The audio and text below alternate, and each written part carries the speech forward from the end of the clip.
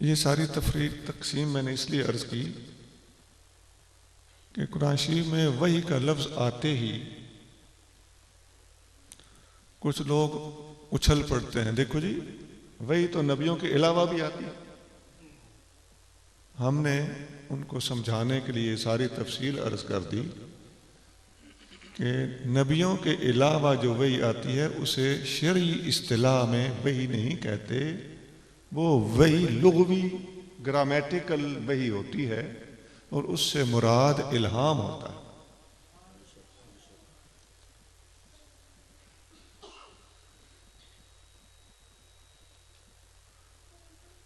یہ جو آیت میں نے پڑھی ہے اس میں فرمایا کہ شیطان اپنے دوستوں کی طرف وحی کرتے ہیں، تو یہ بھی تو یہاں بھی تو وحی کا لفظ ہی استعمال ہوا ہے، وہ دوسرے وحی کے لفظ اپنے پہ فٹ کرتے ہو، اسے بھی فٹ کر لو۔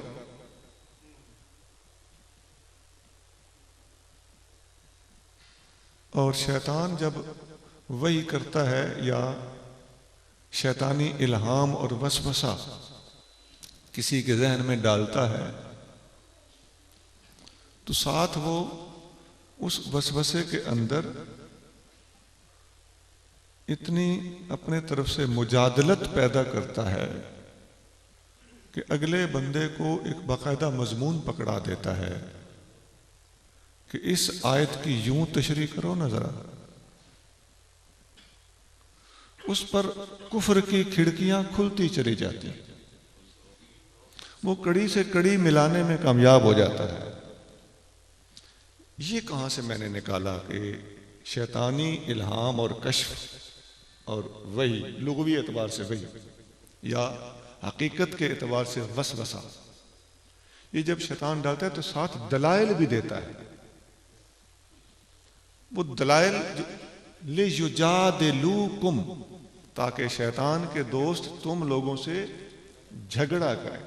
یہ جھگڑا ان کا جو مناظرہ بحث اہل حق کے خلاف ہوتا ہے، یہ لِيُجَادِلُوكُمْ،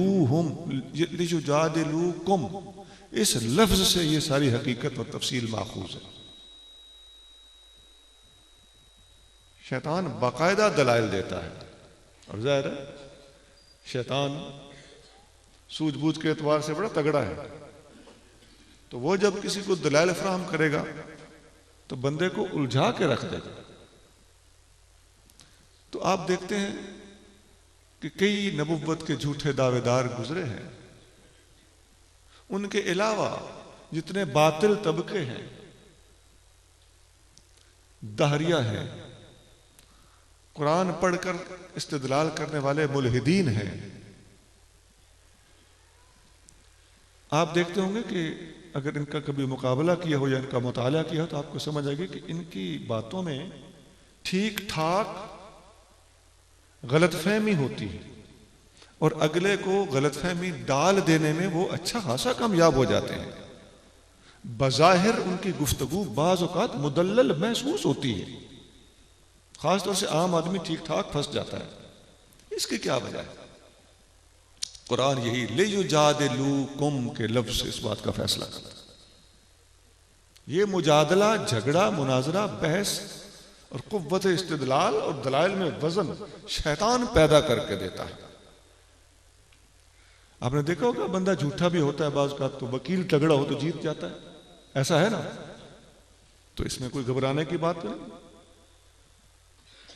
جب نص قطعی قرآن کی واضح آیت، نبی پاک علیہ الصلوۃ والتسلیم کے واضح ارشادات کے مقابلے پر کوئی بندہ اٹکل پچو سے سجیاں کھبیاں مار کے بیساکھیاں جوڑ کے آپ کے سامنے میدان استدلال میں اتار دے تو آپ سمجھ جائیے کہ نصوص کے مقابلے پر یہ شیطانی مجادلت ہے۔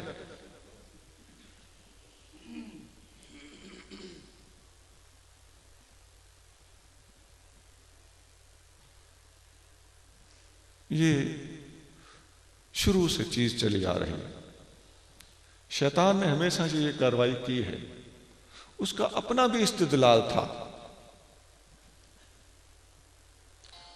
آج ہم قرآن حدیث سے ثابت کرتے ہیں کہ حضرت عیسیٰ علیہ السلام زندہ آسمان پر اٹھائے گئے، اور منکرین ختم نبوت کیا دلیلیں دیتے ہیں اس کے مقابلے پر؟ وہ آسمان پر گئے ہوں گے تو وہ آکسیجن کے بغیر وہاں زندہ کیسے رہتے ہوں گے؟ یہ دلیل ہے۔ وہ کھاتے پیتے کیسے ہوں گے؟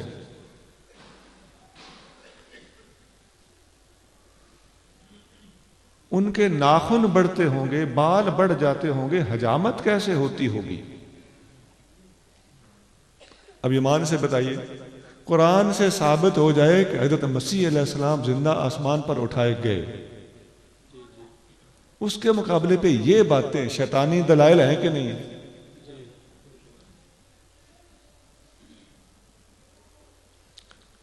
شیطان نے خود اللہ کے سامنے کیا کہا تھا؟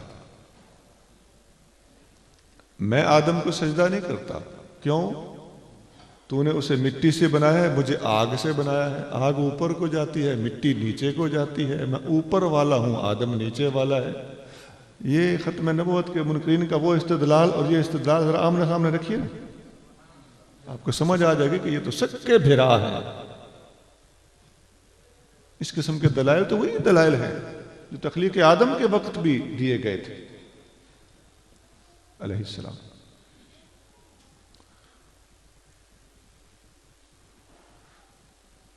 یہ اصول یاد رکھ لیجئے،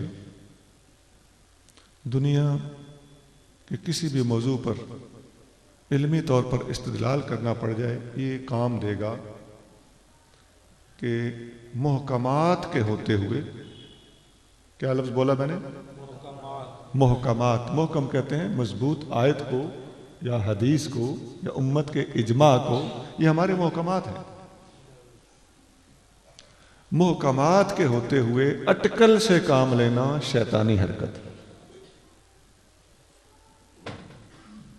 محکمات کے ہوتے ہوئے عقلی استدلال کرنا شیطانی حرکت ہے۔ محکمات کے ہوتے ہوئے متشابہات سے کام لینا شیطانی حرکت ہے۔ اور علامہ ابن کثیر لکھتے ہیں کہ یہ محکمات کے ہوتے ہوئے سجیاں کھبیاں مارنا، ھذا موضع مما ظل فیہ اقدام کثیر من اہل الضلالات، یہ وہ موڑ ہے جہاں پر اکثر گمراہوں کے قدم پھسلے ہیں۔ صاف دلیل موجود ہے، یہ کہے گا میرا اندازہ یہ کہتا ہے۔ آپ قرآن پڑھیں تو یہ کوئی نہ کوئی شعر سنا دے۔ آج کل شعر و شاعری بھی ہمارے ہاں چل رہی ہے، آپ نے غور کیا ہوگا، اور نہیں تو آئندہ فرما دیجیے۔ آپ کے پاس دوسری طرف قرآن ہوتا ہے، ہمارے بیلی اسٹیجوں پہ دوڑے پڑ رہے ہوتے ہیں۔ آیت قرآن کی ہوتی ہے جس کی تفسیر کا حق قرآن کو یا حدیث کو یا صحابہ اور تابعین کو یا امت کے اکابرین کو حاصل ہے، اور ہمارے ہاں کیا ہو رہا ہوتا ہے؟ قرآن میں تو یوں ہے مگر میرا ذوق یوں کہتا ہے۔ میں علم کی بات نہیں کرتا، میں عشق کی بات کرتا ہوں۔ ارے بھائی، عشق والوں کے پاس بیٹھ بیٹھ کے ہماری داڑیاں سفید ہو گئیں۔ دوسروں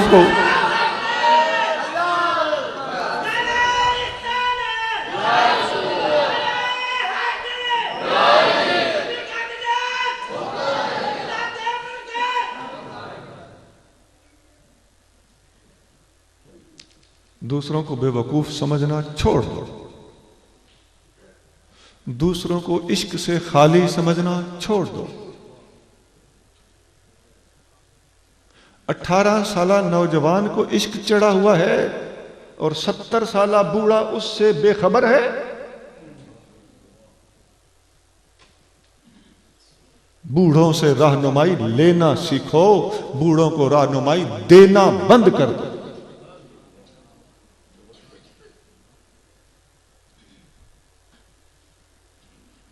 بوڑھوں کو رہنمائی دینے کے لیے قرآن و سنت موجود ہے، ان سے زیادہ بوڑھے انہیں رہنمائی دینے کے لیے موجود ہیں۔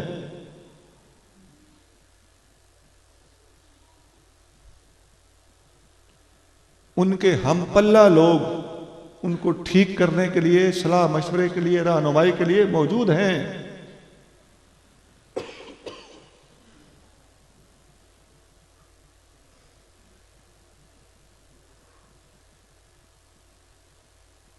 حضرت فاروق اعظم رضی اللہ تعالیٰ عنہ فرماتے ہیں،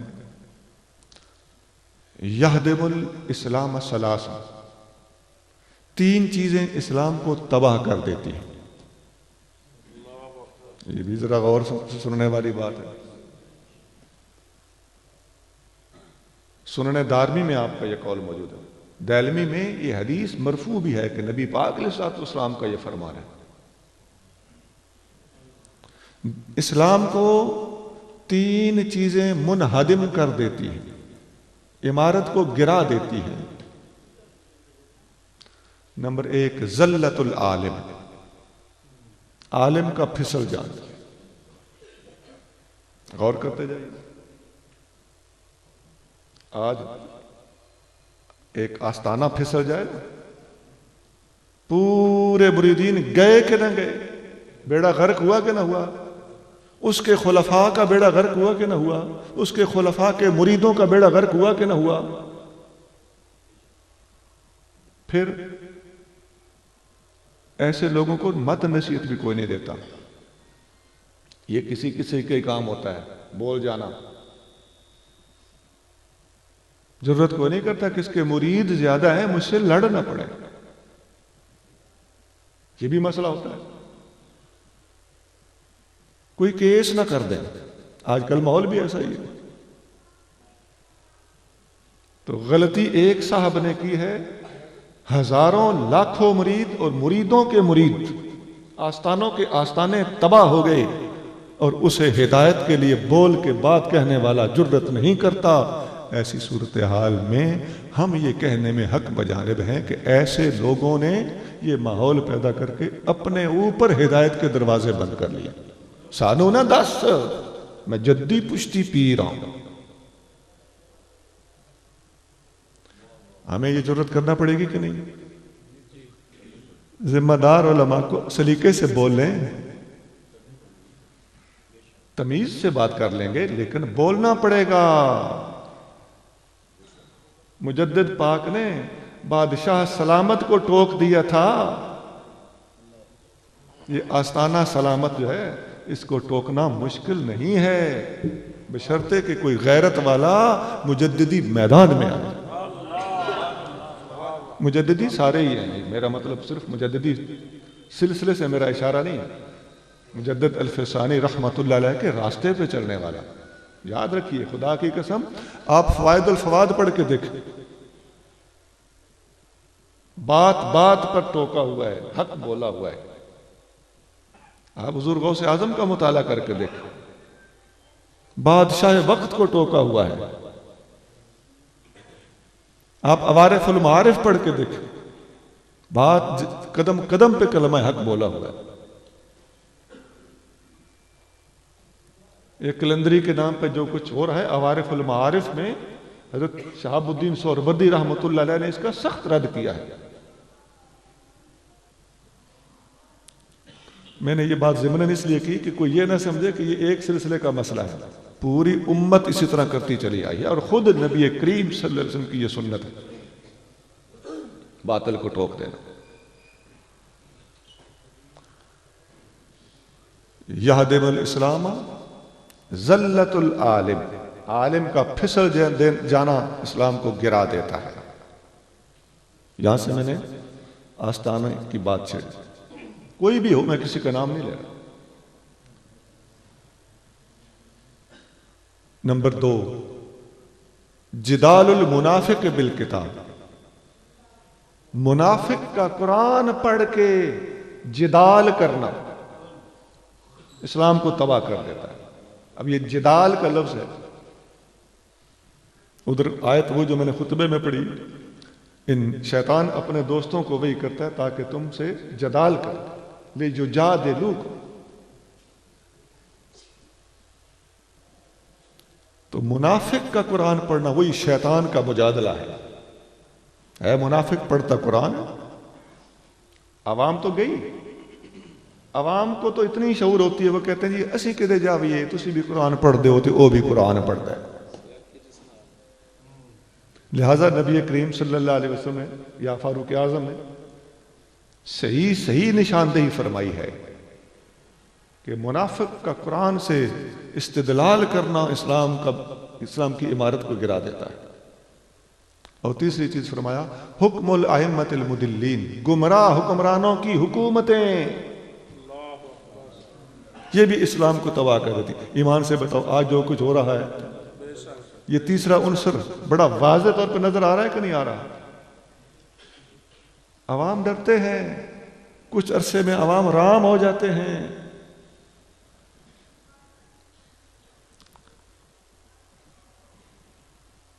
ایک قول ہے نا کہ الناس علی دین ملوکہم، لوگ اپنے بادشاہوں کے مذہب پر ہوتے ہیں۔ بادشاہ ڈھل گیا، عوام گئی۔ تو یہ تینوں چیزیں بڑی قیمتی ارشاد فرمائیں کہ اسلام کو تین چیزیں گرا دیتی ہیں: عالم کا پھسل جانا، منافق کا قرآن پڑھ کے مجادلہ کرنا، اور گمراہ حکمرانوں کی حکمرانیاں۔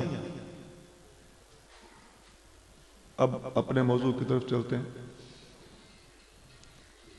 کہ یہ لوگ بھی قرآن سے استدلال کرتے ہیں، حدیث سے استدلال کرتے ہیں، لیکن ادھر صاف الفاظ موجود ہوتے ہیں، یہ کھینچا تانی سے قرآن کی یا حدیث کی مخالفت ثابت کرنے کی کوشش کرتے ہیں۔ صاف الفاظ اور ہوتے ہیں، کھینچا تانی اور ہوتی ہے۔ صاف الفاظ کو محکمات کہتے ہیں اور کھینچا تانی کو متشابہات کہتے ہیں۔ محکمات کے ہوتے ہوئے متشابہات سے فائدہ نہیں اٹھایا جا سکتا۔ یہی بات علامہ ابن کثیر نے کی جو میں نے آپ کو ان کی عبارت سنائی کہ اسی موڑ پر اکثر گمراہوں کے قدم پھسلے۔ وَأَمَّا أَهْلُ السُّنَّةِ فَيَأْخُذُونَ بِالْمُحْكَمَاتِ، ہاں وہ جو اہل سنت ہیں وہ محکمات سے پکڑتے ہیں۔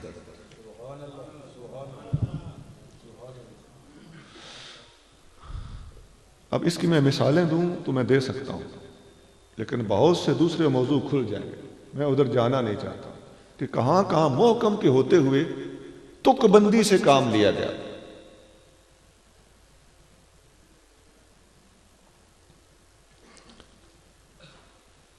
یہ طرز استدلال شروع سے شیطان کے زمانے سے چلا آ رہا ہے،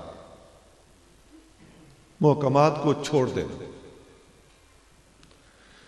نبی کریم صلی اللہ علیہ وسلم کے زمانے میں ایک حدیث صحیح بخاری میں ہے، نبی کریم صلی اللہ علیہ وسلم نے خود مسیلمہ کذاب اور اسود عنسی ان دونوں کا نام دیا ہے۔ صحیح بخاری میں آپ صلی اللہ علیہ وسلم فرماتے ہیں کہ میں نے خواب میں دیکھا کہ میں نے 2 کنگن پہنے ہیں اور مجھے کہا گیا کہ ان کو سب پھونکا مارے۔ میں نے پھونکا مارا تو وہ بلبلے کی طرح اڑ گئے۔ اس کی تعبیر فرمایا یہ 2 جھوٹے نبوت کے دعوے دار ہیں جن کو حضور کا روحانی پھونکا لگا تو وہ غرق ہو گئے۔ مسیلمہ کذاب اور اسود عنسی، اسود عنسی نبی کریم صلی اللہ علیہ وسلم کے زمانے میں ہی قتل ہوا۔ حدیث کے اپنے بخاری کے الفاظ ہیں کہ یہ وہ اسود عنسی ہے جسے فیروز دہلوی نے قتل کیا۔ یہ یمن کا تھا اور فیروز دہلوی ایک صحابی تھے، انہوں نے اسے قتل کیا اور قتل کر کے اس کے مکان کی چھت پہ چڑھ کے اذان پڑھ دی، نبی پاک صلی اللہ علیہ وسلم کی اذان پڑھ دی۔ خیر اس کے قتل کے بارے میں 2 روایات ہیں، میں نے ایک سنا دیا۔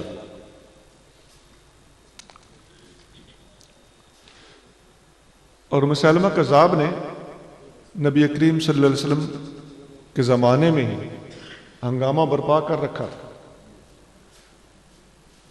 اور اس نے نبی کریم صلی اللہ علیہ وسلم کو خط لکھا، من مسیلمۃ رسول اللہ الی محمد رسول اللہ، یہ خط ہے مسیلمہ اللہ کے رسول کی طرف سے محمد اللہ کے رسول کی طرف صلی اللہ علیہ وسلم۔ نبی کریم صلی اللہ علیہ وسلم نے اس خط کا جواب دیا۔ سیرت ابن اسحاق میں وہ خط موجود ہے جو آپ نے لکھا۔ آپ نے خط لکھا من محمد الرسول اللہ الی مسیلمۃ الکذاب۔ یہ خط محمد الرسول اللہ کی طرف سے ہے مسیلمہ جھوٹے کی طرف۔ آقا کریم صلی اللہ علیہ وسلم کا جب وصال ہوا، ادھر اس نے اپنی سرگرمیاں شروع کی ہوئی تھیں۔ اب یہاں سے آپ نے یہ سمجھنا ہے کہ مختلف زمانوں میں نبوت کا دعویٰ کرنے والوں کے ڈھنگ تھوڑے تھوڑے فرق کے ساتھ تو سامنے آئے ہیں، لیکن مرکزی خیال ایک تھا۔ شیطان کا ان کو پھسلانا ایک ہی طریقے سے تھا۔ دعوے میں فرق، الفاظ میں فرق، طریقہ واردات میں فرق، علاقے میں فرق، قوم میں فرق، زبان میں فرق، زمانے میں فرق، یہ تو ماننے والی چیزیں۔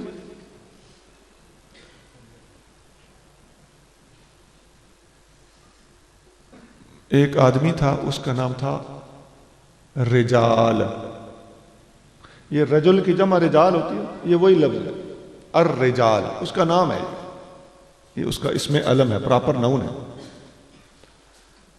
یہ مسلمہ کے ساتھ تھا۔ یہ پہلے مسلمان تھا، پھر مرتد ہوا۔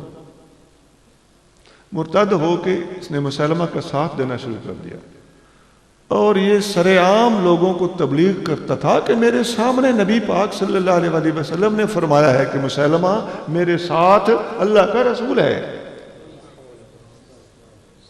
اب بتائیے اس قسم کے گواہ بھی مل جائیں جب، اور تباہی ہوئی کہ نہ ہوئی؟ مسلمہ جب میدان جنگ میں اترا تو اس کے ساتھ 40,000 فوج تھی۔ اتنی جلدی اس نے کام کیا اپنے علاقے میں، چند مہینوں میں، 3-4 مہینوں میں 40,000 بندے ساتھ ملا لیے۔ طریقہ واردات کیا تھا؟ اس رجال نے ساتھ دیا۔ وہ جگہ جگہ مجمع میں کہتا تھا کہ میرے سامنے حضور نے ان کی ڈیوٹی لگائی۔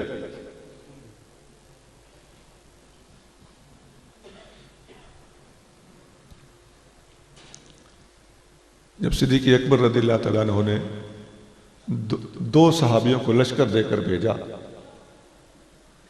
حضرت اکرمہ رضی اللہ تعالیٰ عنہ، یہ ابو جہل کے بیٹے ہیں، یہ اس کے اپنے کام ہے نا، باپ کتنا بڑا کافر ہے اور بیٹا کتنا بڑا ایمان والا۔ ہم باپ کی وجہ سے بیٹے کو یا بیٹے کی وجہ سے باپ کو مجرم کہنے والے لوگ نہیں ہیں، اپنے اپنے کیے کا ہر کوئی ذمہ دار ہے۔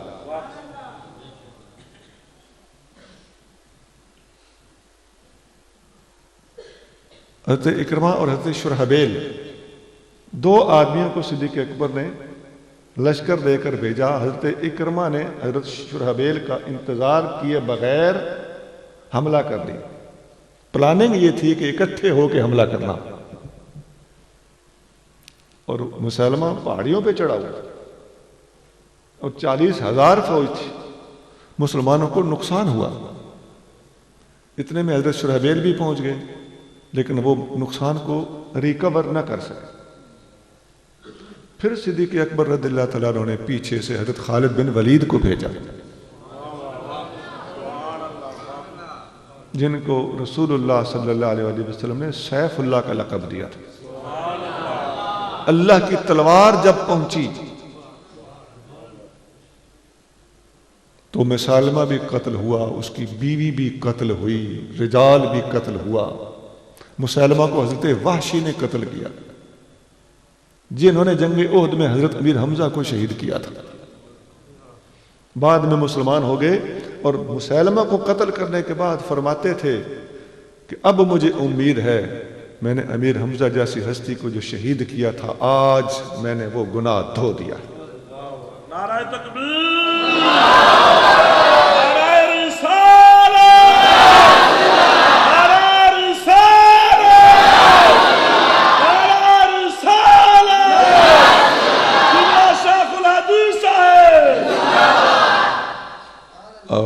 ویسے بھی یاد رکھنا چاہیے، ہم کسی بھی اللہ کے پیارے کو مسلمان ہو جانے کے بعد، اللہ کا پیارا ہو جانے کے بعد اس کے سابقہ اعمال کا تانا نہیں دیتے۔ واہ واہ واہ واہ واہ سبحان اللہ۔ یہ بھی بے ایمانوں کا طریقہ ہوتا ہے کہ ان کے سابقہ گناہوں کو پکڑے رکھا۔ الاسلام یہدم ما کان قبلہ، واہ واہ اسلام اپنے سے پہلے والے گناہوں کو مٹا کے رکھ دیتا ہے۔ سبحان اللہ۔ نبی پاک علیہ الصلوۃ والسلام نے فرمایا، مسلم شریف میں حدیث ہے، اسلام پہلے گناہوں کو دھو دیتا ہے، ہجرت پہلے گناہوں کو دھو دیتی ہے، حج پہلے گناہوں کو دھو دیتا ہے۔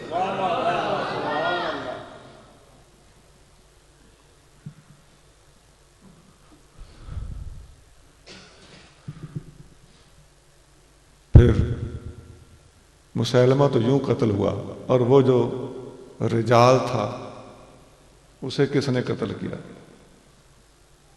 ایک ایسی ہستی کا نام لینے لگا ہوں کہ اکثر لوگوں کو ان کا پتہ نہیں۔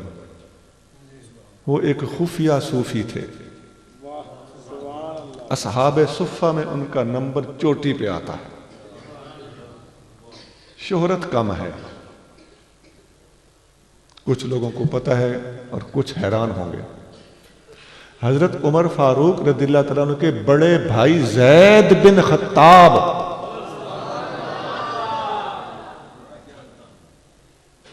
انہوں نے رجال کو قتل کیا، اسی جنگ میں خود بھی شہید ہوئے۔ اور حضرت فاروق اعظم فرمایا کرتے تھے، میرا بھائی مجھ سے 2 باتوں میں آگے نکل گیا، مسلمان بھی مجھ سے پہلے ہوا تھا اور شہید بھی مجھ سے پہلے ہوا ہے۔ یہ فاروق اعظم سے پہلے مسلمان ہوئے تھے۔ ہمیں اپنے بزرگوں کی اور تمام صحابہ کی تاریخیں پتہ ہونی چاہیے کہ نہیں؟ اس طرف توجہ دیجیے۔ بڑی بڑی ہستیوں کو ہم نے فراموش کیا ہوا ہے، یہ ہمارا کمزور پہلو ہے۔ یہ وہ صحابی ہیں جو اصحاب صفہ میں ہیں، داتا صاحب نے کشف المعجوب میں ان کو اصحاب صفہ میں بیان کیا ہے، اور حضرت فاروق اعظم نے ان کو ایک جنگ میں ایک زرہ دی تھی کہ یہ پہن لو دشمن سے بچنے کے لیے۔ آپ نے فرمایا، اپنی زرہ اپنے پاس رکھو، تمہارا زیادہ دل کرتا ہے شہید ہونے کو، میں کیوں پہنوں، میں کیوں شہید ہونے سے بچوں؟ لیکن ان کی شہادت جنگ یمامہ میں لکھی تھی، اللہ نے ان کو یہاں یہ عزت بخشی۔ پھر اس جنگ میں مسلمانوں کو بالآخر فتح نصیب ہوئی، مسلمہ قتل ہوا اور یہ فتنہ اپنی انتہا کو پہنچا، ختم۔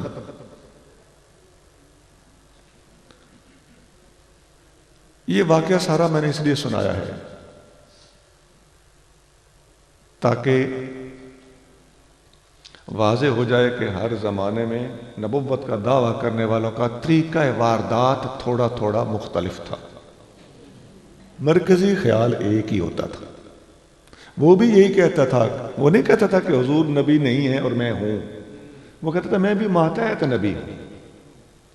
اب آج کوئی ذلی اور بروزی کہے، غیر مستقل کہے، غیر تشریعی کہے، لفظوں کا ہیر پھیر ہے، مرکزی خیال مسلمہ کذاب سے ہی چرایا گیا۔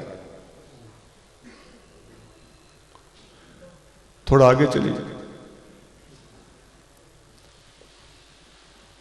ایک اور آدمی نے بھی نبوت کا دعویٰ کیا تھا، طلیحہ اسدی، لیکن اس نے حضرت صدیق اکبر رضی اللہ تعالیٰ عنہ کے زمانے میں ہی توبہ کر لی تھی۔ بیچ میں ایسے بھی گزرے ہیں جنہوں نے توبہ کی ہے۔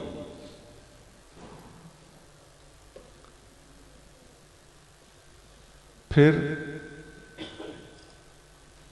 وقت گزرتا رہا، مختلف زمانوں میں مختلف لوگ نبوت کے دعوے کرتے رہے۔ سیدنا امام حسین رضی اللہ تعالی عنہ کی شہادت باسعادت اور شہدائے کربلا کی شہادتوں کا بدلہ لینے کے لیے مختار ثقفی میدان میں اترا۔ اس نے قاتلین امام حسین کو ایک ایک کر کے چن چن کے قتل کیا، لیکن ایک عرصے کے بعد خود نبوت کا دعویٰ کر دیا۔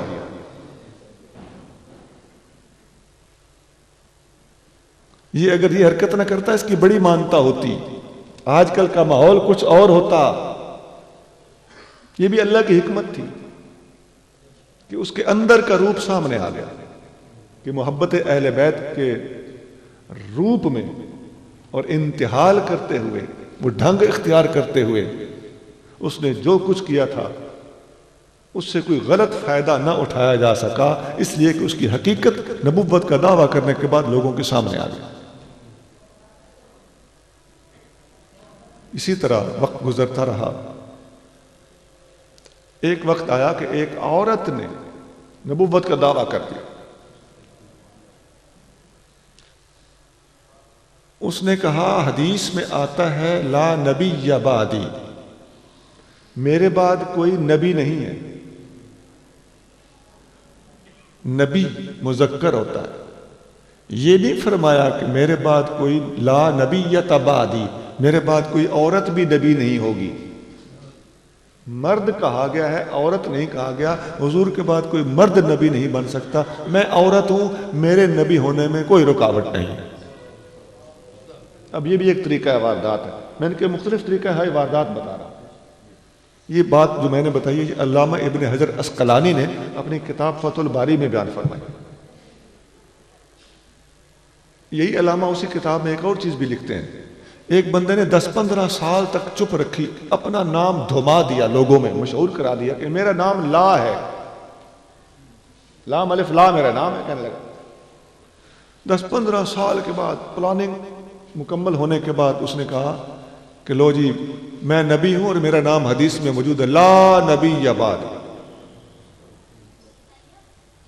حدیث کو یوں پڑھا ہوگا، ظاہر ہے لا نبی یون بعد، خبر بنائی ہوگی، میرے بعد حضور نے فرمایا کہ میرے بعد لا نام کا آدمی ہوگا جو نبی ہوگا۔ اب یہ بھی ایک طریقہ ہے واردات۔ تھوڑا آگے چلیے، ایران میں ایک آدمی گزرا ہے بہا اللہ، کیا نام ہے؟ بہا اللہ، ہمارے لوگ بہا اللہ کہتے ہیں، جٹ لوگ۔ اس کو ماننے والا فرقہ اب بھی ایران میں موجود ہے، انہیں بہائی کہتے ہیں، فرقہ بہائیہ۔ اس کی باقاعدہ امت اور قوم آگے چلی ہے، اب بھی موجود ہیں اس کے ماننے والے۔ ہمارے ہاں قادیانی ہیں تو ہم سمجھتے ہیں کہ شاید حضور کے بعد انہی کی قوم آگے چلی ہے، نہیں، یہ بہائی فرقہ بھی ایران میں موجود ہے، ایک بابی فرقہ بھی ہے، محمد علی باب اس کا نام ہے، اس کے پیروکار بھی وہاں موجود ہیں۔ سوڈان میں محمد نام کا ایک آدمی تھا، غالباً اس کا نام محمد ہے، اس کو مہدی سوڈانی کہتے ہیں، اس کے پیروکار بھی وہاں موجود ہیں۔ یعنی اس غلط فہمی کو نکال دیا جائے کہ مرزا قادیانی اکیلا ہے جس کے ماننے والے آگے چلے ہیں، یہ اور بھی لوگ ہیں جن کی قوم، نسل یا ان کے اپنے اعتبار سے کہہ رہا ہوں، اپنی ان کی امت، انہوں نے آگے چلا ماری ہے۔ یہ جو بہا اللہ ہے، اس فرقے کی ایک کتاب ہے بہا اللہ اور عصر جدید، بہا اللہ اور عصر جدید، عصر کہتے ہیں زمانے کو، بہا اللہ اور جدید زمانہ۔ اس کتاب میں لکھا ہوا ہے کہ ان کے، یہ اپنے آپ کو وہ لکھتا ہے نا، حضرت بہا اللہ، حضرت بہا اللہ نے مسیح ہونے کا دعویٰ کیا ہے کہ میں حضرت عیسیٰ علیہ السلام ہوں۔ میں نے کتاب کا باقاعدہ آپ کو حوالہ دی، میرے پاس کتاب موجود ہے۔ اب پتہ چل گیا کہ یہ آپ میں سے جن کو پتہ ہے ان کو پتہ ہے، جن کو نہیں پتہ وہ سن لیں، مرزا غلام احمد قادیانی اپنے آپ کو حضرت عیسیٰ کہتا تھا، مسیح حضرت مسیح علیہ السلام کا مثیل، ان کی مثال۔ تو بہا اللہ نے یہ پہلے واردات کی ہوئی ہے، وہ بھی اپنے آپ کو مسیح کہتا ہے، دکھانے کے ہم ذمہ دار۔ اور مرزا غلام احمد قادیانی بھی اپنے آپ کو مسیح کہتا ہے۔ میں نے کتنی اوپر سے مثالیں دی ہیں آپ کو، اور یہ تو پرٹیکولر اور مخصوص مثال بھی سامنے آ گئی کہ بعین ہی جو دعویٰ قادیان میں مرزا نے کیا ہے بالکل بے عین ہی 100% یہی دعویٰ ایران میں بہاءاللہ نے کیا اور مرزا سے پہلے یہ دعویٰ کر چکا ہے۔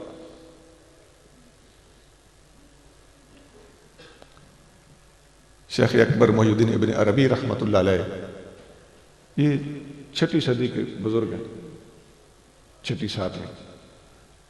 آپ اپنی کتاب فتوحات مکیہ 4 جلد ہے، اس میں آپ لکھتے ہیں کہ میرے مرشد کو یہ الہام ہوا تھا کہ تو مسیح ہے۔ میرے مرشد نے اس الہام کو شریعت کی روشنی میں دیکھ لیا اور لاحول پڑھی کہ میں مسیح نہیں ہوں، یہ وسوسہ ڈالنے والا شیطان ہے۔ اللہ نے انہیں اس شیطان کے شر سے محفوظ رکھا اور آپ نے کسی قسم کا دعویٰ نہیں کیا۔ پتہ چلتا ہے کہ یہ طریقے شیطان پہلے آزما چکا ہے۔ مرزا قادیانی نے ایک کتاب لکھی تھی اعجاز المسیح، اپنا معجزہ بنا کے اس نے میدان میں کتاب اتاری۔ اس نے یہ کتاب جب لکھی تو اس نے کتاب مختلف ملکوں میں بھیجی۔ اس نے یہ کتاب رشید رضا مصری کو بھی بھیجی۔ یہ مرزا کی اپنی کتابوں میں لکھا ہے، روحانی خزائن اس کی کتاب ہے، اس میں خود لکھتا ہے۔ رشید رضا مصری کو اس وقت بہت بڑا عالم تھا، وہ مصر میں المنار ماہنامہ نکالتا تھا، تفسیر بھی اس کی المنار کے نام سے ہے۔ ان کو اس نے لکھا کہ میری کتاب اعجاز المسیح پہ آپ ذرا تقریض لکھ دیں۔ انہوں نے تقریض کیا لکھنی تھی؟ انہوں نے تکفیر کر دی۔ انہوں نے کہا اس میں جو کچھ لکھا ہوا ہے سب کفر ہے، میں تقریض کیا لکھوں؟ حالانکہ وہ ہندوستان کے رہنے والے نہیں تھے، حالانکہ ان کا اس کے ساتھ کوئی مقامی جھگڑا نہیں تھا، کوئی زمین بھوئیں بھانڈے کا جھگڑا نہیں تھا۔ جو بات تھی ان کے علم کے مطابق قرآن و سنت کی روشنی میں انہوں نے کہہ دی، لیکن اس خدا کے بندے کو پھر بھی احساس نہ ہوا کہ یہ تو باہر سے آیا ہے نا، اس کے ساتھ تو کوئی میرا معاشی جھگڑا نہیں ہے، اور خود لکھنے کے لیے تقریض لکھنے کے لیے کتاب بھیجی ہے، آگے سے تکفیر ہوگی۔ لیکن ہدایت کے دروازے بند تھے، اس شخص نے اس سے سبق حاصل نہیں کیا۔ تھوڑا آگے چلتے ہیں، اسی بات کو آگے بڑھاتے ہیں۔ مرزا نے اپنے اعجاز اور معجزے کے طور پر اعجاز المسیح نامی کتاب لکھی، اور اعجاز المسیح کا مطلب ہے کہ یہ میرا معجزہ ہے۔ جس طرح قرآن میں کوئی غلطی نہیں نکال سکتا، اس طرح میری کتاب میں بھی کوئی غلطی نہیں نکال سکتا، اس کا مقابلہ کوئی نہیں کر سکتا۔ پیر میر علی شاہ صاحب گولوی رحمۃ اللہ علیہ نے اس کی کتاب میں سے غلطیاں نکالی، کئی مقامات پر بتایا کہ یہ صرفی نحوی اعتبار سے کتاب کے یہ الفاظ غلط ہیں، عربی گرامر کے اعتبار سے الفاظ غلط ہیں، ڈیٹیں غلط نکالی ہوئی تھیں۔ پیر صاحب نے واضح کیا کہ یہ ڈیٹ غلط نکالی ہوئی۔ پھر کتاب کے آخر میں اپنا تعارف کرواتا ہے، اپنا نام لکھتا ہے کتاب کے اینڈ پہ، مرزا غلام احمد قادیانی، ضلع گرداسپور۔ پیر صاحب نے واضح کیا کہ یہ گرداسپور نہیں ہوتا، تم عربی لکھ رہے ہو، اپنا معجزہ بنا کے اس کو اتار رہے ہو، میدان میں لا رہے ہو، تم نے اگر لکھنا تھا تو اس کو لکھتے غرداسپور، وہ حذف کر دو تو غرداسپور بنے گا، غورداسپور بنے گا۔ کسی بھی اعتبار سے گاف اور پے یہ دونوں عربی میں نہیں ہوتے، یہاں تک مت ماری ہوئی تھی۔ اس کے جواب میں مرزا کیا لکھتا ہے؟ مرزا کی کتاب ہے نزول المسیح، پیر صاحب کو اس میں گالیاں دیتا ہے، اور ایک گالی یہ بھی دیتا ہے کہ یہ میری غلطیاں نکال رہا ہے، میری کتابوں میں سے صرفی اور نحوی غلطیاں نکالنا گوں کھانا ہے۔ یہ مقدس الفاظ اس کے ہیں جو میں دہرا رہا ہوں۔ نبوت کا دعویٰ ہے اور زبان میں اتنی چاشنی ہے اور طہارت، بخدا ہمیں ایسی بات کہتے ہوئے بھی شرم آ جاتی ہے، لیکن ہمیں حق واضح کرنے کے لیے، ایک بندے کو بے نقاب کرنے کے لیے ایسے باتیں کہنا پڑتی ہیں۔ مرزا سے بہت پہلے ایک بندہ گزرا ہے، ابو طیب متنبی۔ اس نے ایک دیوان لکھا ہے، اس دیوان کا نام ہے دیوان متنبی۔ نام ابو طیب تھا، اور اس کا دیوان، اتنی موٹی کتاب ہے عربی شعروں کی، دیوان متنبی کے نام سے وہ مشہور ہے۔ اور آپ کو عرض کر دوں، مرزا قادیانی نے اعجاز المسیح نامی کتاب لکھی نا، جس کے علماء نے پرخچے اڑا دیے علمی طور پر۔ عزیزان گرامی، ابو طیب متنبی کا یہ دیوان اب بھی اس وقت پاکستان کے اسلامی مدرسوں میں سبق کے اندر پڑھایا جا رہا ہے۔ اس میں کلام میں جان ہے تو اس کو اتنی اہمیت دی گئی نا۔ بلاغت کے طور پر لوگوں کو عربی زبان کی فصاحت و بلاغت سکھانے کے لیے یہ کتاب اب بھی درسوں میں پڑھائی جا رہی ہے۔ میں پچھلے سال کی بات نہیں کر رہا، آج اس وقت کی بات کر رہا ہوں، تاکہ کسی کو بھلیکھا نہ رہے۔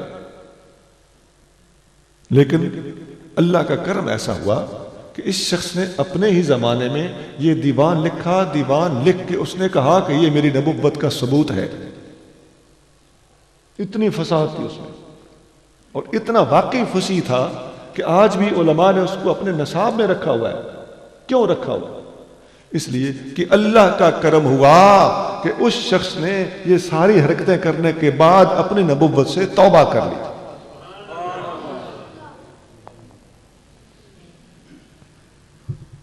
لیکن شکر ہے کہ اس نے توبہ کر لی، اور پھر علماء نے سمجھا کہ یار کلام اس کا واقعی بڑا قید ہے، تو اس کو نصاب میں شامل کر لیا جائے بلاغت کے طور کے سبجیکٹ میں۔ اس سے آپ کیا سمجھے کہ نبوت کے دعوے داروں کے کلام میں جان ہوتی تھی، وہ فنکار ہوتے تھے۔ اس کو ہم فنکاری کہیں گے۔ یہ فنکاریاں اس طرح کے لوگوں نے بھی کی ہیں۔ اعجاز آمدی لکھنے والے صاحب، آپ سے پہلے دیوان متنبی آپ سے زیادہ شہرت حاصل کر چکا ہے، لیکن اللہ کا فضل ہے، اس کے رسول صلی اللہ علیہ وسلم کا معجزہ ہے کہ ایسے شخص کو اللہ نے توبہ کی توفیق دی، اور پوری دنیا کے سامنے ایک مثال قائم ہو گئی کہ اس قسم کے لوگوں کے پاس فنکاری ہوتی ہے۔ بڑے بڑے فصیح و بلیغ دیوان لکھ لیتے ہیں۔ اہل علم جانتے ہیں کہ فیضی نے، اکبر بادشاہ کا ایک درباری تھا، اس نے ایک تفسیر لکھی ہے سواطع الالہام، ایک ہی جلد میں ہے، میں نے وہ دیکھی، متعدد مقامات اس کے میں نے پڑھے بھی، ایک کتاب میں اس کا میں نے حوالہ بھی دیا ہوا ہے، اسلام زندہ باد میں۔ وہ شخص، اس نے حال دیکھو کہ اکبر کا درباری ہے، اور تفسیر لکھی ہے سواطع الالہام، پوری کی پوری تفسیر میں کہیں بھی کوئی لفظ ایسا استعمال نہیں کیا جس پر نقطہ آتا ہو۔ فنکاری ہے کہ نہیں؟ اور کتاب کا نام ہے سواطع الالہام، اس نام کے اندر بھی کوئی نقطہ نہیں ہے۔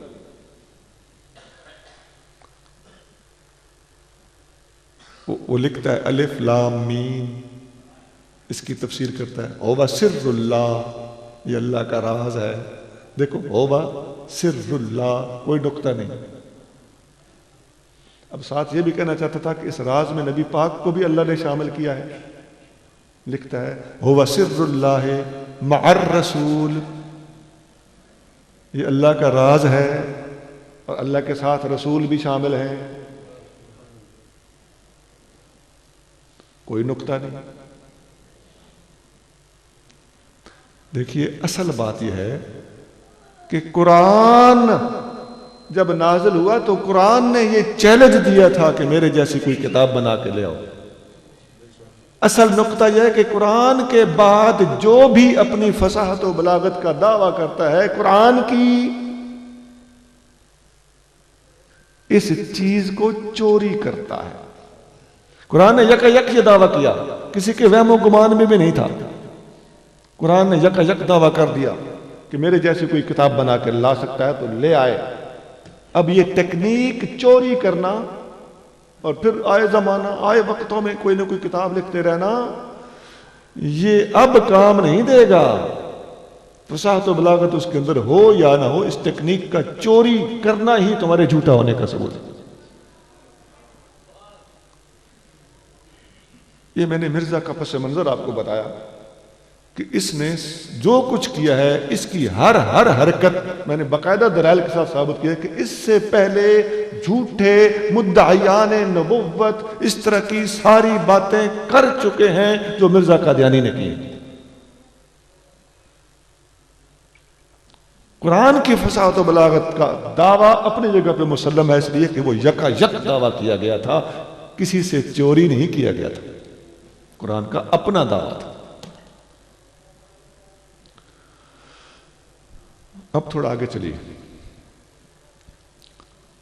اس پس منظر کے بعد مرزا کی نبوت کا بطلان بالکل آسان ہو جاتا ہے۔ جن لوگوں کے اندر تھوڑی سی بھی سوجھ بوجھ ہوگی، اس کے پیروکار، وہ بھی ہماری اس گفتگو کو سننے کے بعد سوچوں میں ضرور پڑ جائیں گے کہ رولا ہے ایسے ہی۔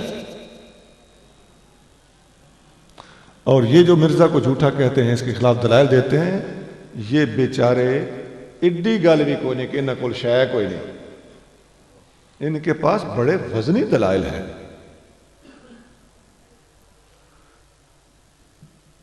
پھر جب مرزا دنیا میں آیا، اب اس کی ذاتی باتیں سنیں، یہ کیا ارشاد فرماتا ہے۔ سب سے پہلے تو مرزا کی اپنی کتابوں میں یہ لکھا، مرزا کی 23 جلدوں میں ایک کتاب ہے روحانی خزائن، یہ اس کی 70-75 کتابوں کا مجموعہ ہے، انہوں نے جمع کر دی ہیں اور اس کو 23 جلدوں میں بنا دیا ہے۔ یہ اس کی الگ الگ کتابوں کا مجموعہ ہے۔ یہ اس کے حوالے سے میں باتیں کر رہا ہوں، میری ساری گفتگو اس کی ان کتابوں میں سے ہوگی، روحانی خزائن نام کی کتاب میں سے ہوگی۔ پہلی گزارش تو یہ ہے کہ مرزا قادیانی ایک جگہ پہ لکھتا ہے، میرے پاس حوالہ موجود ہے، اب کتابیں میں سامنے کرتا رہوں بے مقصد ہے۔ ایک جگہ پہ لکھتا ہے کہ میں مرزا ہوں، مغل ہوں، یہ روحانی خزانے میں لکھتا ہے، یہ اپنی نسل بتا رہا ہے۔ آپ میری گفتگو سے محسوس کریں گے کہ میں کوشش کرتا ہوں مضبوط گفتگو کروں، با حوالہ گفتگو کروں، گالی گلوچ نہ دوں، ہاں علمی بات کرنے کا مجھے حق حاصل ہے، میں وہ کروں۔ تو میں اسی طرح سنجیدگی سے عرض کر رہا ہوں، واقعی اس نے خود کو مغل لکھا ہے، اور دوسری جگہ پہ لکھتا ہے کہ میں چینی الاصل ہوں، میرا آبا و اجداد چین کا ہے۔ چلو یہ مغل ہوں گے، چین سے آئے ہوں گے۔ پھر کہتا ہے میں فارسی الاصل ہوں، یہ الگ مقام پہ لکھتا ہے، میں ایران کا رہنے والا ہوں۔ اب یہ ہم کہاں کہاں تک صحت پیدا کرتے چلے جائیں۔ اب یہ پھر یوں ہوا کہ چین سے آئے ہوں گے، ایران میں رہے ہوں گے، ایران سے آئے ہوں گے، انڈیا میں آئے ہوں گے، اس طرح کی کوئی بات بنانی پڑے گی۔ لیکن ذرا ایمانداری سے بتاؤ، یہ بڑی مشکل ہے کہ نہیں؟ بڑی پیچیدہ باتیں ہیں کہ نہیں؟ ناممکن کو ممکن بنانے والی بات ہے۔ کسی بندے کی دھڑ کرنے کی قسم کھا لی ہونے کہ ہم نے اس کو ثابت کرنا ہے، تب تو اس قسم کی باتیں ہو سکتا ہے کوئی جوڑتا چلا جائے، اگلا مانتا چلا جائے، لیکن سارے الو نہیں ہوتے۔ کچھ بندوں نے اپنا بھیجا بھی استعمال کرنا ہوتا ہے۔ چلیں آگے چلتے ہیں، کوئی دھندا ختم تو نہیں ہو گیا۔ اب آگے کہتا ہے میں سید ہوں، فاطمی ہوں۔ اب یہ کیا؟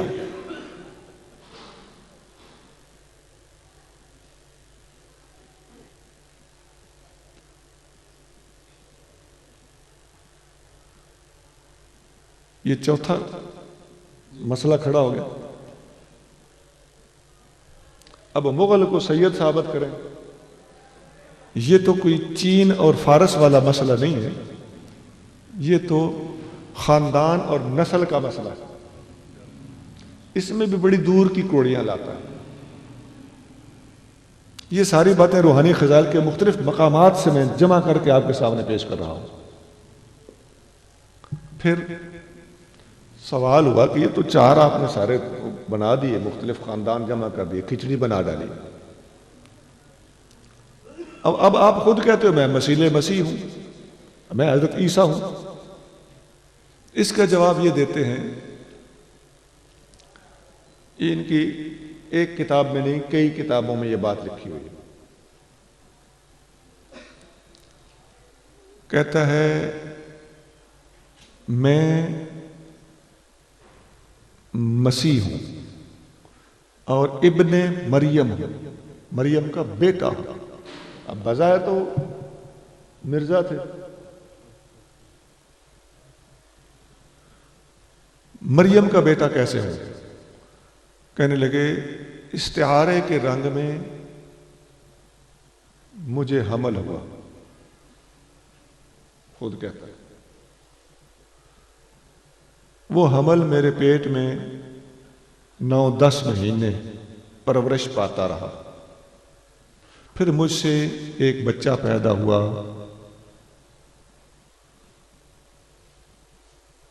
پیدائش کرتے وقت میں مریم تھا، جو بچہ پیدا ہوا وہ ابن مریم تھا، اور وہ پیدا ہونے والا بچہ بھی میں خود ہی تھا،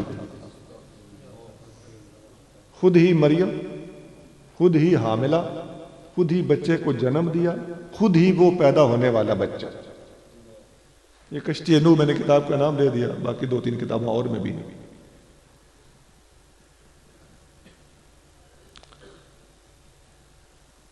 یہ میں نے آپ کو صحیح مفہوماً بات جو اس نے لکھی ہے وہ عرض کرتا ہوں۔ اب پیچھے سے پھر دیکھیے، مغل، چینی، فارسی، سید، مریم اور ابن مریم، سب کچھ خود۔ عزیزان گرامی، جوش خطابت میں بعض لوگ کچی بات کر دیتے ہیں، الزام لگا دیتے ہیں، نہیں میں ایسا نہیں کر رہا الحمدللہ، ہاں میں مفہوماً جو بات کہہ رہا ہوں 100% صحیح بتا رہا ہوں۔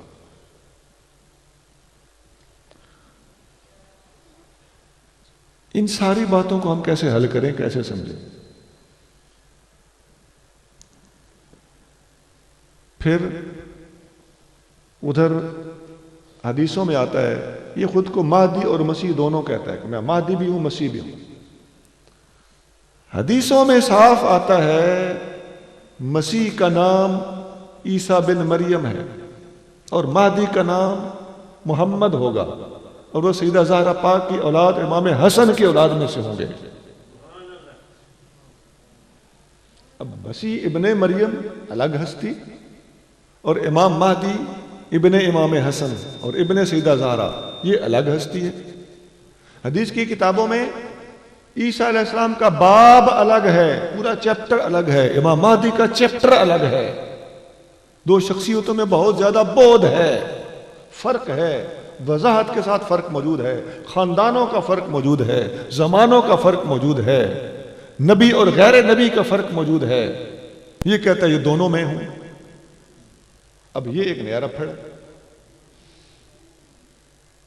خود ہی مرزا، خود ہی چینی، خود ہی فارسی، خود ہی سید، خود ہی مسیح، خود ہی عیسیٰ، خود ہی مہدی۔ یہ میں نے ایک ترتیب کے ساتھ آپ کے سامنے سارے دعوے اس کے رکھے ہیں، اور یہ سارے اس کی کتابوں میں موجود ہیں۔ ایک جگہ پہ یہاں تک لکھتا ہے کہ میں آدم ہوں، میں نوح ہوں، میں ابراہیم ہوں، ہر جتنے نبی گزرے ہیں سب کا سب میں خود ہوں۔ اب یہ کیا ہے؟ ہم کہاں تک حسن ظن سے کام لیتے چلے جائیں؟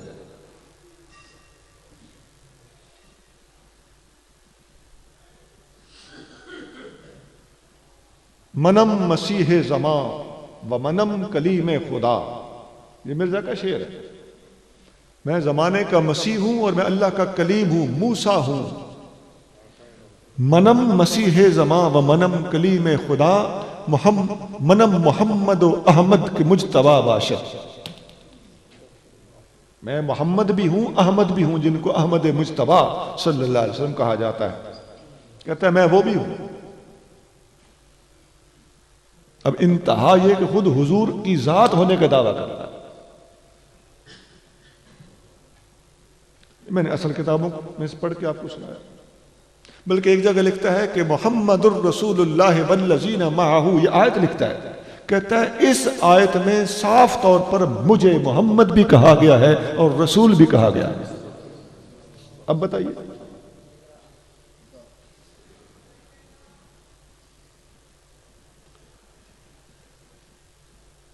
پھر ہمیں کہتے ہیں آپ سیدھا سوچیں، آپ تحقیق سے کام لیں، آپ دلائل کو آپس میں جمع کریں، آپ رزلٹ نکالیں. یہ اندرونی باتیں جو کرتے ہیں آپس میں، یہ وہ ہے میں ان کے اندر گھس کے دیکھا ہے، میں نے بہت قریب سے دیکھا ہے. پیر میر علی شاہ صاحب گولوی رحمۃ اللہ علیہ کے حسن ظن کے بارے میں ایک بات لکھی ہے. پیر صاحب پر سوال ہوا کہ مرزا کی باتوں پہ غور کریں کہ صحیح نہ کہتا ہو. کسی بندے نے دعوت فکر دی. پیر صاحب رحمۃ اللہ علیہ نے فرمایا جہاں تک ہو سکتا ہے حسن ظن سے دریغ نہیں کیا جاتا، ہم الزام تراش نہیں. یہ سیف چشتیائی میں پیر صاحب علیہ رحمت لکھتے ہیں. لیکن میں کیا کروں، یہ ایسی بات کرتا ہے جس کا مجھے یقین ہوتا ہے کہ یہ جھوٹ بول رہا ہے. مثلا پیر صاحب مثال دیتے ہیں، مرزا نے کہا ہے کہ پیر میر علی شاہ مجھے قتل کروانا چاہتا ہے. کہتا ہے مجھے الہام ہوا ہے کہ میر علی شاہ مجھے قتل کروانا چاہتا ہے. پیر صاحب نے یہ مثال دی. فرماتا ہے میں حسن ظن سے کام لیتا ہوں.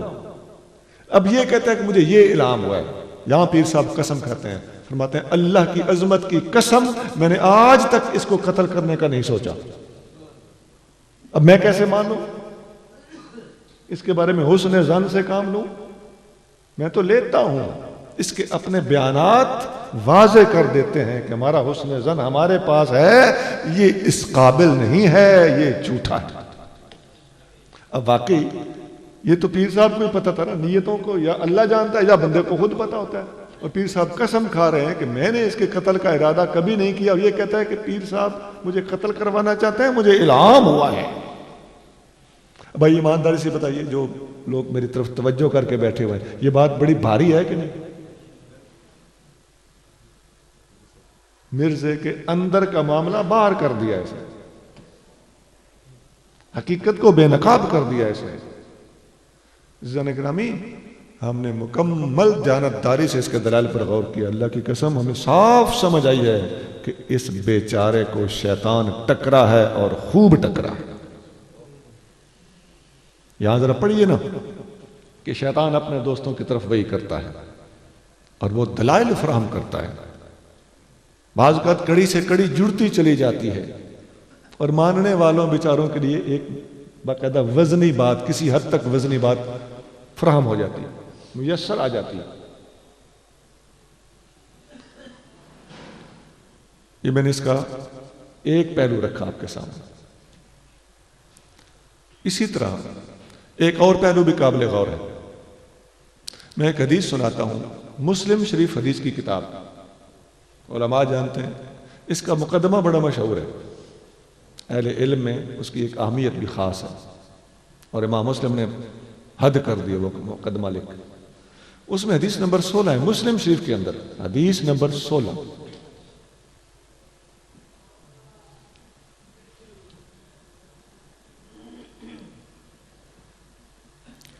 نبی کریم صلی اللہ علیہ وسلم نے فرمایا میرے بعد کچھ لوگ آئیں گے،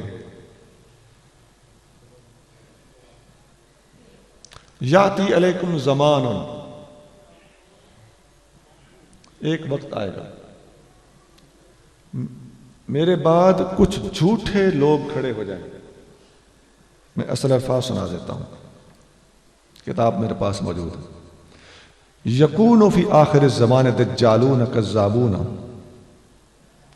آخری زمانے میں دجال اور جھوٹے لوگ ہوں گے. یاتونکم من الاحادیث بما لم تسمعوا انتم ولا آباؤکم، ایسی حدیثیں پیش کریں گے جو تم نے بھی نہ سنی ہوں گی، تمہارے باپ دادا نے بھی نہ سنی ہوں گی. ایسی حدیثیں پیش کریں. ایاکم و ایاہم، تم ان سے بچ کے رہنا.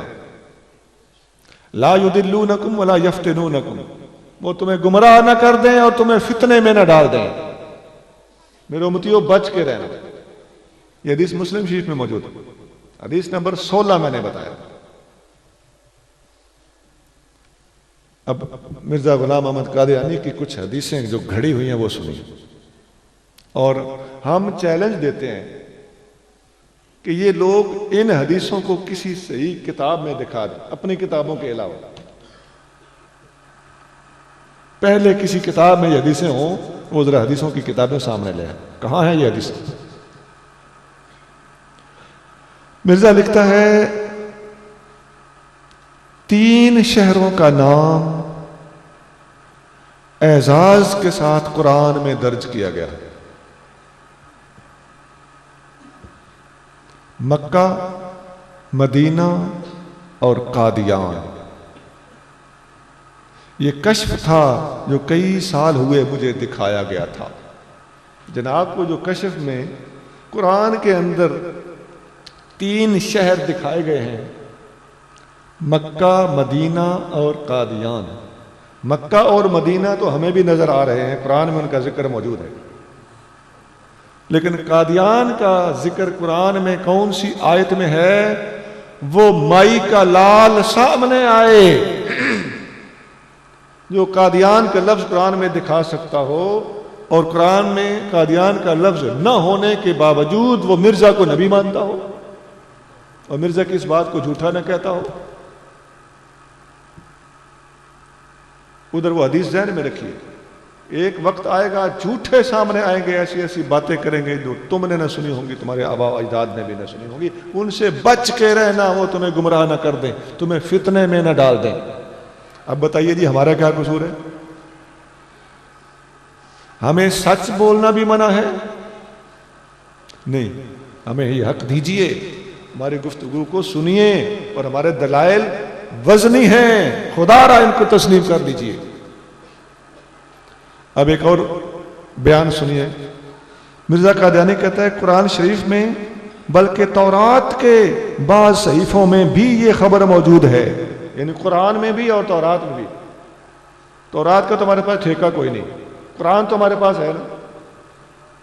کیا موجود ہے؟ موجود ہے کہ مسیح موعود کے وقت طاعون پڑے گا۔ مسیح موعود یہ خود کو کہتا ہے میرے زمانے میں طاعون پڑے گا، طاعون کا مرض پھیلے گا، یہ قرآن میں لکھا ہوا ہے کوئی مائی کا لال جو طاعون کو مرزا کے زمانے میں یا مسیح موعود کے زمانے میں قرآن سے ثابت کر کے دکھا سکے؟ ایسا کچھ نہیں۔ ہم سرعام اس بات کا اظہار کر رہے ہیں کہ ایسا قرآن میں کچھ نہیں ہے، اور مرزا نے جو کچھ کہا ہے وہ بالکل اپنی طرف سے کہا ہے، اس کا قرآن سے کوئی تعلق نہیں۔ آگے لکھتا ہے احادیث صحیحہ میں آیا، یہ تو قرآن کی باتیں تھیں، اب حدیثیں بھی سن لیجیے۔ صحیح حدیثوں میں آیا ہے کہ وہ مسیح موعود صدی کے سر پر آئے گا اور وہ 14ویں صدی کا مجدد ہوگا۔ 14ویں صدی کا مجدد ہوگا مسیح۔ یہ 14ویں صدی کا ذکر کسی حدیث میں نہیں ہے، مرزا نے اپنی طرف سے یہ حدیث گھڑی ہے، میدان میں اتاری ہے۔ نبی پاک علیہ الصلوۃ والسلام کے فرمودات میں کسی جگہ بھی اس حدیث کا ذکر نہیں، اور وہی حدیث یہاں پھر ساتھ ساتھ یاد کراؤں گا کہ حضور صلی اللہ علیہ وسلم نے فرمایا میرے بعد لوگ آئیں گے یکون فی آخر الزمانے دجالون کذابون، آخری زمانے میں دجال کذاب ہوں گے جو ایسی حدیثیں بیان کریں گے جو تم نے بھی نہ سنی ہوں گی، تمہارے باپ دادا نے بھی نہ سنی ہوں گی۔ ان سے بچ کے رہنا، تمہیں گمراہ نہ کر دیں اور تمہیں فتنے میں نہ ڈال دیں۔ لا یضلونکم ولا یفتنون۔ اب حدیث کے ساتھ ساتھ پڑھ رہا ہوں، حضور نے جو الارمنگ دی ہے، اور ادھر مرزا کے بیانات سنا رہا ہوں۔ ایمان سے بتائیے دلائل فراہم کرنے میں ہماری طرف سے کوئی کمی ہو رہی ہے؟ حق واضح کرنے میں ہم جو زور لگا رہے ہیں اس میں کوئی کمی ہے؟ ماننا نہ ماننا یہ اگلے کا اپنا کام، یا اگلے کے اپنے نصیب کی بات ہے۔ اسی طرح مرزا ایک اور جگہ لکھتا ہے ضروری تھا لیکن ضرور تھا، اصل لفظ یوں ہے، میں آپ کو سمجھانے کے لیے بات کر رہا ہوں۔ ضروری تھا کہ قرآن شریف اور احادیث کی پیش گوئیاں پوری ہوتی جن میں لکھا تھا، کیا لکھا تھا کہ مسیح موعود جب ظاہر ہوگا تو اسلامی علماء کے ہاتھ سے دکھ اٹھائے گا اور وہ اس کو کافر قرار دیں گے اور قتل کے فتوے دیے جائیں گے، اس کی سخت توہین کی جائے گی اس کو دین سے خارج اور دین کو تباہ کرنے والا خیال کیا جائے گا۔ سو ان دنوں وہ پیش گوئی ان مولویوں نے اپنے ہاتھوں سے پوری کر دی۔ تحفہ گولڑویہ، روحانی خزائن، جلد نمبر 17، صفحہ نمبر 35۔ لعنت اللہ علی الکاذبین، خدا کی قسم یہ بات کسی حدیث میں نہیں۔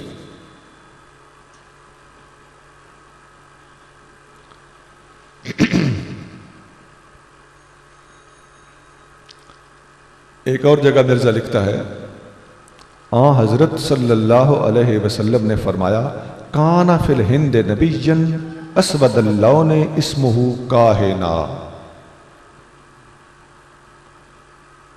ہندوستان میں ایک نبی گزرا ہے جس کا رنگ کالا تھا اور اس کا نام کاہن تھا، یعنی کنہیا، جس کو کرشن بھی کہتے ہیں۔ یہ مرزا لکھتا ہے، کہتا ہے یہ نبی پاک نے فرمایا ہے، ہندوستان میں کوئی کاہن نام کا آدمی ہوگا، کوئی کنیا ہوگا، کوئی کرشن ہوگا، لیکن سوال یہ ہے کہ نبی پاک نے فرمایا ہے کہ کالے رنگ کا نبی تھا، اس کا نام کرشن تھا۔ یہ حدیث مائی کا لال پیدا ہی نہیں ہوا جو کسی حدیث کی کتاب میں دکھا سکتا۔ پھر میں وہی پڑھنے میں حق بجانے ہوں کہ لعنت اللہ علی الکاذبین۔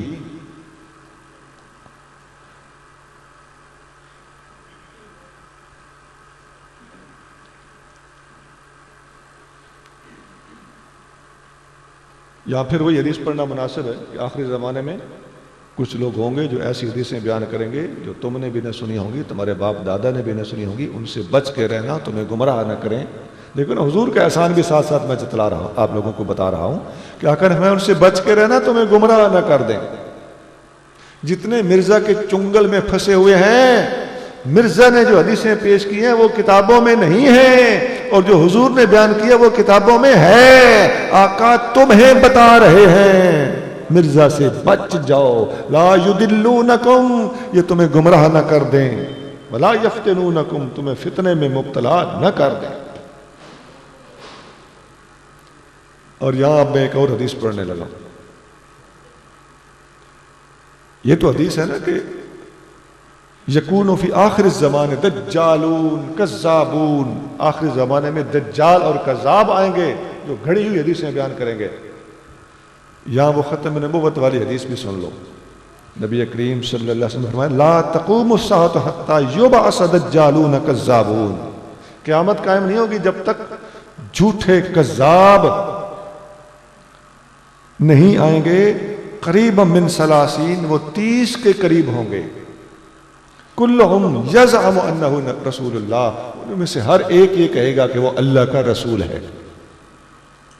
اب وہ جھوٹی حدیثیں بیان کرنے والوں کو بھی دجال اور کذاب کہا گیا، اور نبوت کا دعویٰ کرنے والوں کو بھی دجال اور کذاب کہا گیا، اور یہ دجال اور کذاب والی حدیث جامع ترمذی میں موجود ہے، بخاری مسلم میں موجود ہے، بخاری اور مسلم میں موجود ہے، متفق علیہ حدیث۔ اب بتائیے یہ ساری جو میں نے آپ کو بالترتیب گفتگو سنائی ہے، مرزے کا خاندان اس نے کیا کیا ہونے کا دعویٰ کیا وہ بالترتیب میں نے بتایا، اور مرزا کے حدیثوں کے بارے میں دعوے بالترتیب میں نے آپ کو بتائے، ان کے اوپر نبی پاک علیہ الصلوۃ والسلام کی طرف سے تنبیہ اور مسلمانوں کو ان سے بچ جانے کا حکم جو دیا گیا وہ بھی میں نے آپ کو بڑے آرام سے سمجھایا اور عرض کیا ہے۔ مزید سنیے،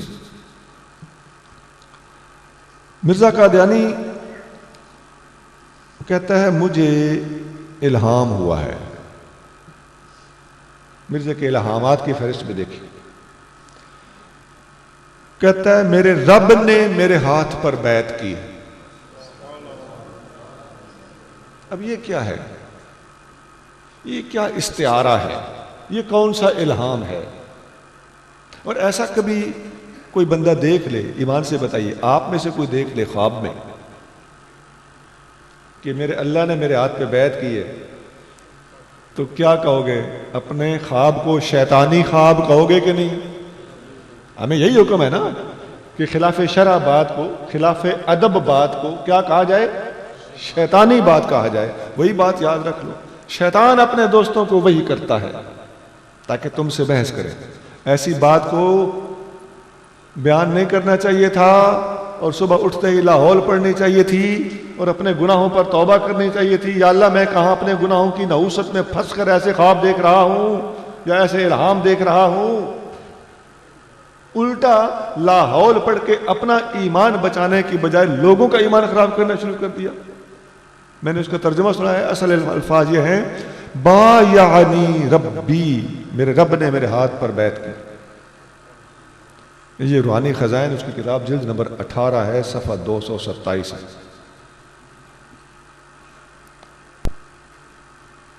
آگے لکھتا ہے میرے اللہ نے مجھے الہام کیا ہے انت منی بمنزلت اولادی، اے مرزا تو میری اولاد کی طرح ہے.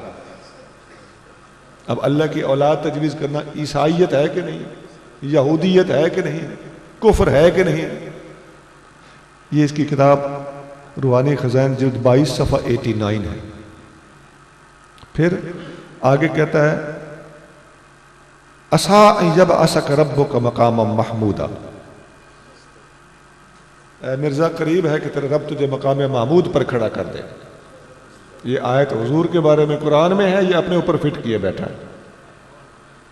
یہ اس کی جلد 18 صفحہ 227 ہاں یہی ہے. پھر ایک جگہ لکھتا ہے وَمَا أَرْسَلْنَاكَ إِلَّا رَحْمَةً لِلْعَالَمِينَ، یہ اپنے بارے میں لکھتا ہے. یہ بھی جلد 22 صفحہ 85، یہ الگ جلد ہے. انت منی بمنزلت توحیدی و تفریدی، تو میرے ساتھ وہ تعلق رکھتا ہے جو میری توحید اور تفرید کے ساتھ تعلق. میری وحدانیت جس طرح ہے تو میرے ساتھ اس طرح. ایک جگہ پہ لکھتا ہے لولاک لما خلقت الافلاق، مرزا کے بارے میں یہ حدیث، تو نہ ہوتا تو میں کسی چیز کو پیدا نہ کرتا. یہ جلد نمبر 22 صفحہ 102 ہے. آگے لکھتا ہے سچا خدا وہی ہے جس نے قادیان میں اپنا رسول بھیجا. یہ جلد 22 صفحہ 102 ہے. آگے لکھتا ہے انا انزلناہ قریبا من القادیان، یہ تو پہلے بھی میں بتا چکا. کہتا ہے قرآن میں قادیان کا لفظ موجود ہے. ہم نے اس قرآن کو قادیان کے قریب اتارا ہے.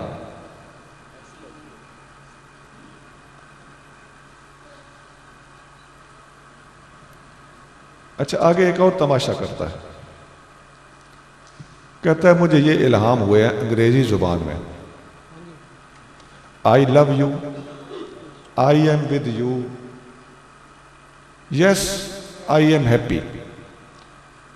انگلش بھی کھوچل ہے.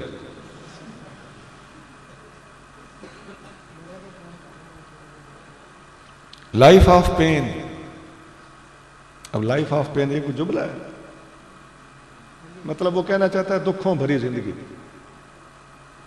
لائف آف پین، اس جملے کا توازن ہی قائم بندہ کر لیتا ہے.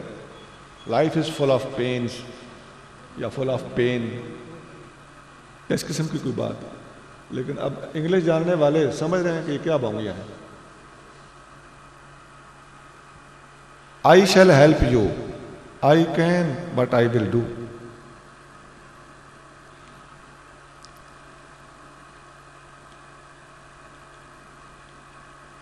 We can but we will do.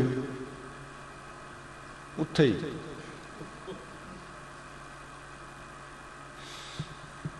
God is coming by his army.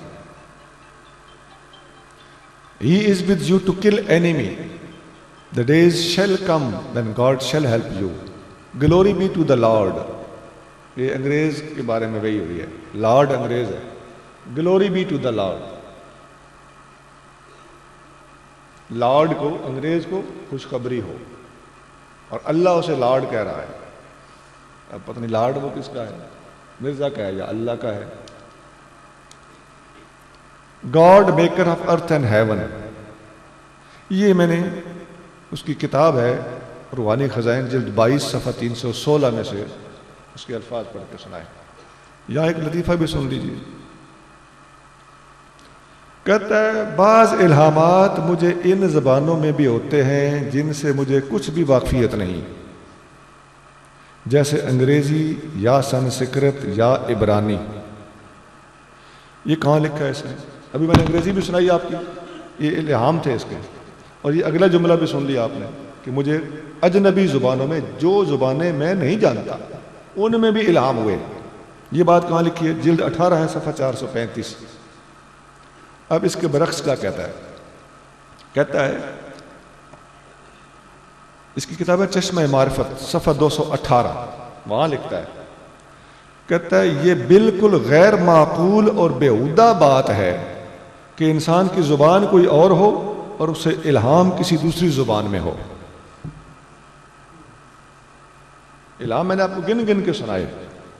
اور پھر سنسکرت، انگریزی اور عبرانی میں بھی الہام کہتا ہوتا ہے، لیکن ساتھ ہی دوسری کتاب میں لکھتا ہے کہ بڑی بالکل غیر معقول اور بیہودہ بات ہے کہ انسان کی زبان کوئی اور ہو اور اسے الہام کسی دوسری زبان میں ہو. یہ اس بیچارے کی دماغی حالت ہے.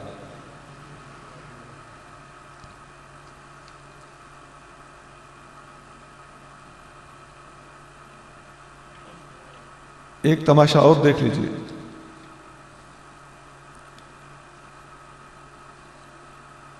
پاک زبان اتنی زیادہ ہے جناب کی، کہتا ہے جو ہماری فتح کا قائل نہیں ہوگا تو صاف سمجھا جاوے گا کہ اس کو ولد الحرام بننے کا شوق ہے اور حلال زادہ نہیں. یہ نبوت کا دعوے دار ہے اور گالیوں کی یہ بھرمار ہے. یہ روحانی خزائن جلد 9 صفحہ 31 ہے جہاں اس نے لکھا. آگے لکھتا ہے میری نکتہ چینی کرنا اور کبھی سرقہ کا الزام دینا کہ یہ تم نے کتاب جو لکھی ہے فلاں کتاب سے چوری کی ہے، اس قسم کی میرے خلاف باتیں کرنا. بھائی تم کرو گے تو لوگ کہیں گے تو صحیح نا، لیکن جواب دینے کی بجائے گالیاں. ایسے الزام دینا، کبھی صرفی نہ بھی غلطی نکالنا، یہ صرف گوں کھانا ہے. اے جاہل بے حیا. یہ پیر میرے علی شاہ صاحب کو عنایات ہو رہی ہیں. آگے لکھتا ہے ہسٹری ہے، اس سے پہلے نبوت کے دعوے داروں نے کیا کچھ کہا ہے، مختلف زمانوں میں ان کے کیا طریقہ ہے واردات رہے ہیں، وہاں سے لے کر اب تک صرف اس کی سیرت و کردار کے حوالے سے میں نے آج آپ کے سامنے گفتگو کی. مجھے علامہ احسان صاحب مجددی دامت برکاتہم العالیہ نے پیغام بھیجا تھا کہ ختم نبوت کے موضوع پر مدرسانہ گفتگو کرنے کی بجائے مرزا کے حالات کے اوپر ذرا تبصرہ کیا جائے تاکہ عوام کو اس کے بارے میں اچھی طرح سمجھ آ جائے. یعنی اس لیے ختم نبوت، حیات مسیح، ظہور مہدی، خروج دجال، اس قسم کی باتوں پر گفتگو نہیں کی. یہ بڑے تفصیل طلب موضوعات ہیں اور ان پر گفتگو ہونی بھی چاہیے، لیکن آج چونکہ مجھے موضوع یہی دیا گیا تھا اور میں نے سمجھا کہ واقعی وہ درست کہتے ہیں، اس موضوع پر بھی ہمیں بولنا چاہیے. میں ان موضوعات پر کم بولتا ہوں، ضمن کہیں بات کر دوں تو کر دوں، ورنہ آج میں نے خصوصی طور پر اس موضوع پر ان کے حکم کے مطابق بولا ہے اور اس بات کو درست سمجھتے ہوئے بولا ہے کہ اس بات پر گفتگو اس موضوع پر ہونی چاہیے. وآخر دعوانا ان الحمدللہ رب العالمین.